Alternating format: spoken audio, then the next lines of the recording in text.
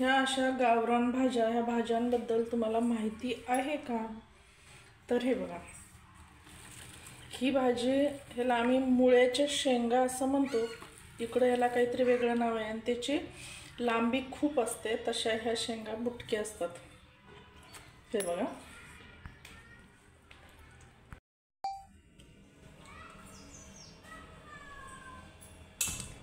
ह्या शेंगा अशा थोड्याशा बुटक्या असतात, तुम्ही बघू शकता.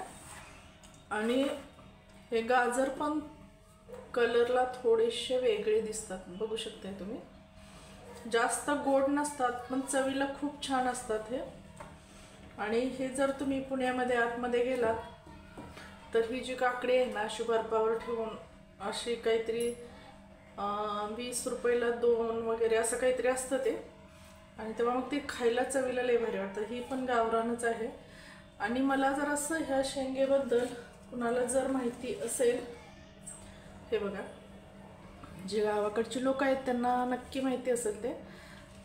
ह्या वेलीवर असतात, जसं वालाच्या वेली असतात ना, तसंच हे शेंगा असतात. तर ह्याला आम्ही 4 शिराच्या शेंगा म्हणतो. प्रत्येक शेंगेला अशा 4 शिरा असतात. हे बघा,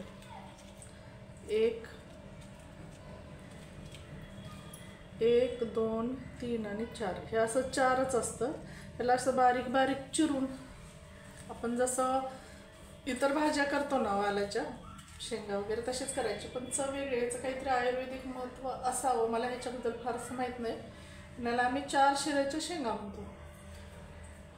आणि ह्याला म्हणतो मुळ्याच्या शेंगा. हे आपण निवडून घ्यायचे आणि उकडून घेऊन कांदा घालून परतवायचं, तिखट मीठ घालून. बघा, आता हे सगळं असं गावरान थोडंफार आता आपल्याला बघायला भेटतं. पुढच्या पिढीला ह्याची नावही माहिती असतील का नाही माहीत नाही मला. हे गाजर, ही काकडी, आणि जसा पावटा असतो तसा आमचा हा जगदाळा. ह्याला इकडं डबल बी म्हणतात, पण ते शेंगा खूप मोठे असतात आणि ह्याची बिया पण ह्या अशा असतात, एकदम गावरान. त्याला कुठलंही खत किंवा काही मारलेलं नसतं. आणि चवीला एकदम असं हे खूप छान असतात बघा भाज्या. तर आता मी एक एक भाजी तुम्हाला बनवून दाखवते.